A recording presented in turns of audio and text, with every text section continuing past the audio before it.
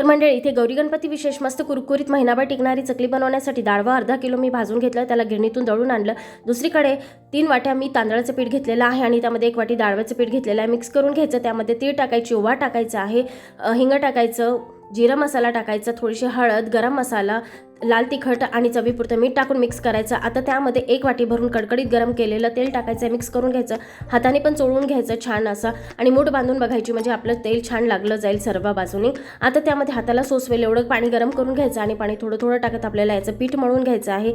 मळलेला पिठाचा एक गोळा घ्यायचा आणि तो सुद्धा छान असा मळून घ्यायचा आहे. मळलेला गोळा आपल्याला चकलीच्या साच्यामध्ये टाकायचा आणि उलट्या एकसारख्या प्लेट घेऊन उलट्या करून त्यावर आपल्याला चकल्या पाळून घ्यायच्या आहे. आता दुसरीकडे मंद आचेवर आपल्याला तेल गरम करून घ्यायचं.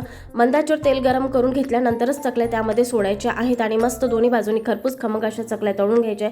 इथे आपल्या मस्त कुरकुरीत आणि कुडूम कुडूम लागणाऱ्या चकल्या तयार आहेत.